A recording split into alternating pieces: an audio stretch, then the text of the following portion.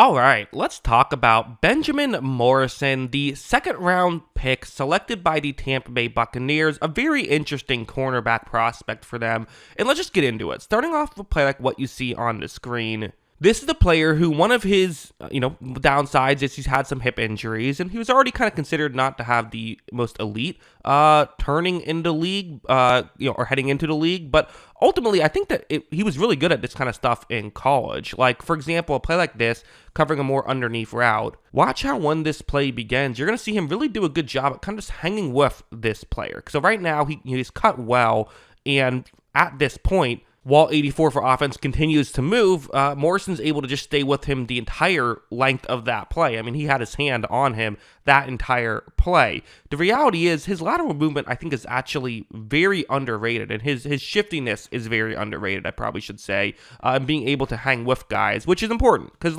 okay, listen. The downside is going to be the speed. He's not a fast corner, and that's always a concern because just the reality is if you're someone who runs a 4-3, you don't have to be perfect at some of the other stuff because you have other areas you can win, right? Like you can, if you get a step out of position, come back and still make a play. For Morrison, he kind of has to make sure that he hangs with the player. Well, okay, a play like this maybe is an exception where what's going to happen is, so you see where he's supposed to cover. It appears as though it's quarters coverage, so this route going more over the middle, you kind of don't expect him to have to cover it the whole length of the play. However, when this play begins, you're going to see that right here, so the receiver's cutting more over the middle, kind of gets a step due to scheme, and just the reality is, speed is what it is. If you're going up against a guy who's as fast as you and he gets a step on you, well, what do? Well, here, what's going to happen is that there is some separation. This was kind of a free play, and ultimately it was underthrown. Morrison shows off his great ball skills by getting the interception. He has great ball skills. That's something I don't cover too much in this video, but he definitely does. But, ultimately, okay, a missed throw or something like that, then that works. But there is the concern of, hey, if you're going up against Tyreek Hill, is he just going to run by you every play? Now, Tyreek Hill will do that with anybody, but you get the idea.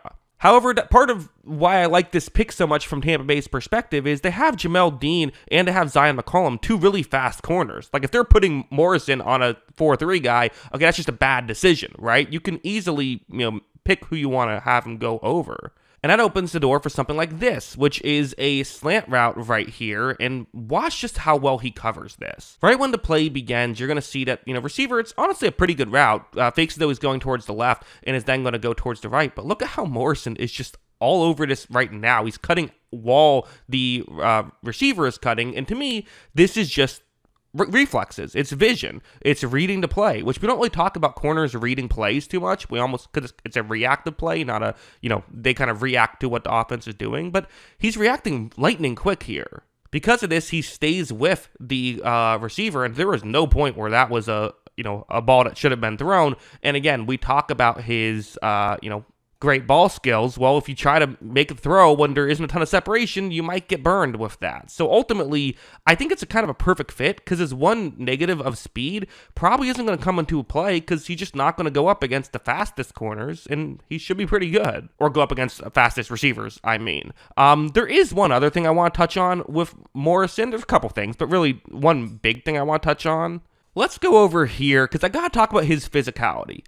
Todd Bowles and Tampa Bay value physicality. They're not going to tolerate a receiver who's out there making business decisions, right? You got to be able to tackle. Well, you see right here where Morrison is. When this play begins, it's going to be a running play. He gets blocked a bit, but now he's the guy who has to save the day. And listen, is this going to be a highlight reel level tackle? Well, maybe not, but look, he makes the play. He stops the running back short of a first down and ultimately, again, was totally competitive in making that play happen. This is a guy who is not afraid to use his physicality if he has to, and there are times when you're going to have to. Like a play like this, for example, so it's going to be an outside run. A lot of times people will say, well, who really cares about run defense as a corner, right? Isn't your job just to cover? But the reality is, if you stink at run defense, teams will realize that, and they'll start running the ball in your direction. You're going to have to make tackles. So right here, you see the guy who's going to block him one-on-one. Watch how when this play begins, Morrison is going to, I think do a pretty good job at holding his own right here. The run is going to come close to his direction. And as you see, he is able to just make the tackle. And honestly, does a pretty good job at it too, I would say.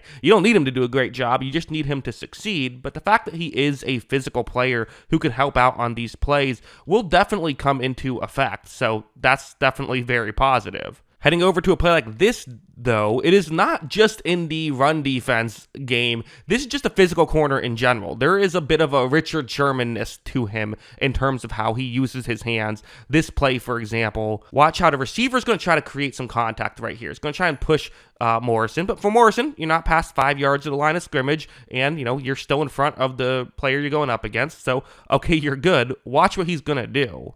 Watch him kind of just yank that receiver down right there, which this is where we're very much getting into the how exactly would this be called play, because technically it's similar to how blocks work on the defensive line. This should be, you could argue this is allowed, or is this too far down the field to be doing that stuff? I would probably have to consult the rules book to do this, but ultimately, he's a physical player. Like, let's just put it that way. This is the guy who is going to play physical. He might get some flags because of it, but I don't think he was grabby necessarily. I think there's a difference between physical and grabby. To me, he was physical. But heading over here, to me, this is just why I think he's going to work in the NFL. So what's going to happen on this play is it's going to be a one-on-one matchup. You see where he is. It's man coverage right here. And when this play begins, you see the receiver he's going up against, goes for the inside leverage. But again, Morrison cuts and reads this so well, there just isn't a ton of separation. When a receiver tries to cut, Morrison's able to kind of just hang with him this entire time, covers him up, and does not allow any separation. And the reality is, if you're a corner and you don't let up separation, I don't care, what your 40 time is. I just care that you're not giving up separation.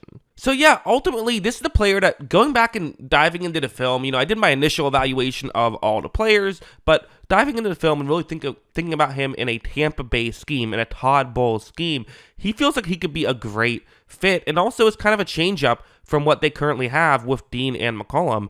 And again, with the way that Dean has had some injury history, getting some depth here is so important. Having more than 2 boundary corners is a necessity in today's NFL, because if one guy gets hurt, it's the only position other than quarterback, I guess, where if one guy gets hurt, you could just be completely screwed, right? Like every other position, you could be okay. Maybe offensive line, but usually teams have at least a good offensive line. So I guess you could argue that's a similar scenario where as long as you have depth, you're okay.